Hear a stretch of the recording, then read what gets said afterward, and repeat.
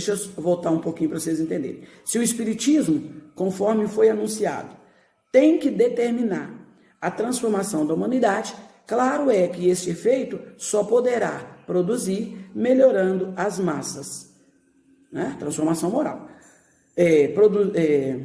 Que se verificará igualmente, pouco a pouco, em consequência do aperfeiçoamento do indivíduo. A doutrina espírita não tem a intenção de fazer a transformação da criatura de uma única vez. Todo homem no planeta, toda criatura no universo, faz a sua evolução paulatinamente, lentamente. Por quê? Porque vai de conformidade com o conhecimento que ele adquire.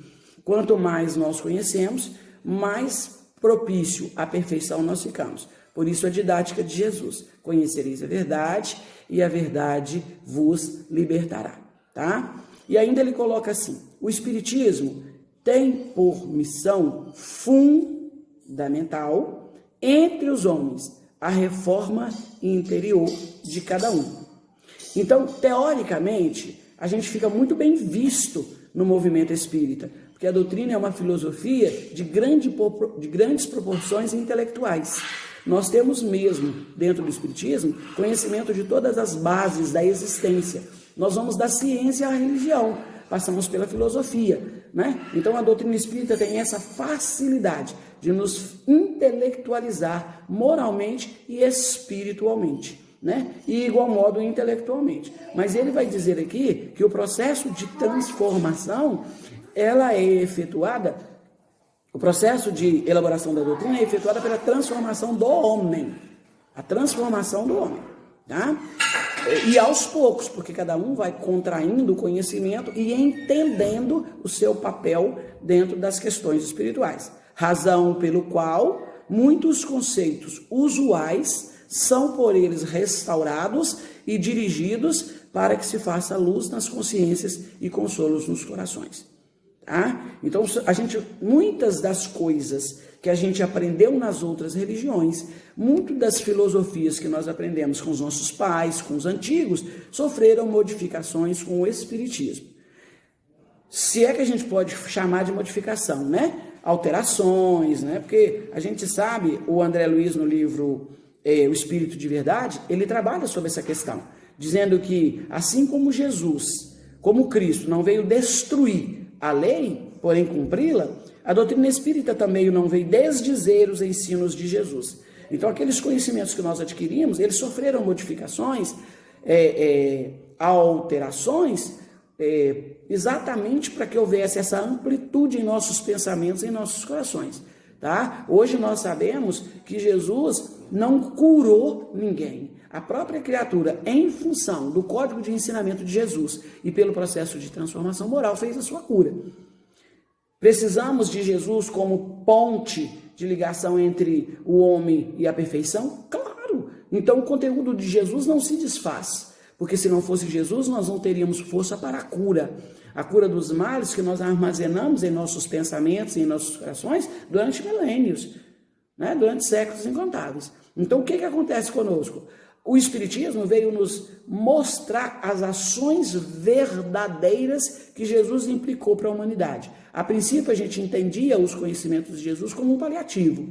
Sofrer para nós era uma bênção, porque a gente viu o Cristo sofrer. Hoje nós sabemos que o homem está propenso à felicidade.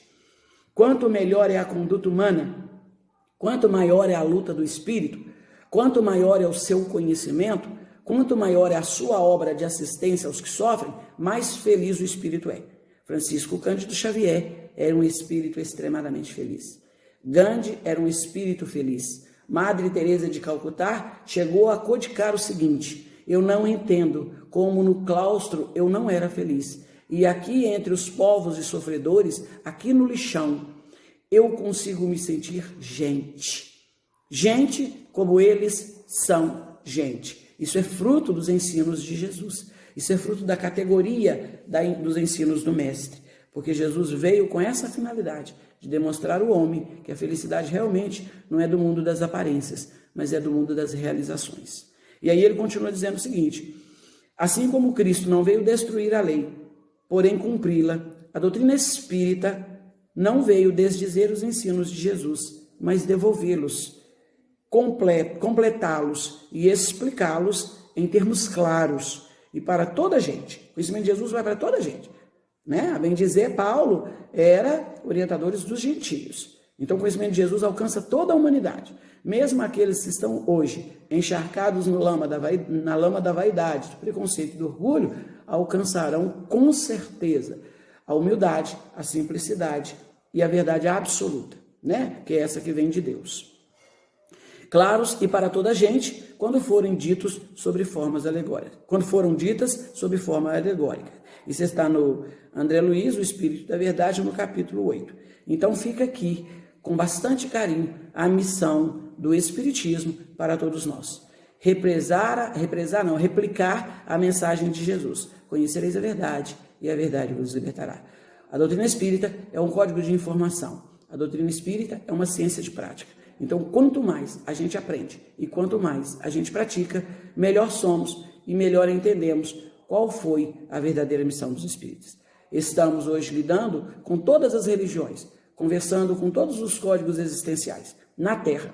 E o Espiritismo fica como o império destas relações, porque em todas elas há uma grande necessidade da alma se destacar e conhecer.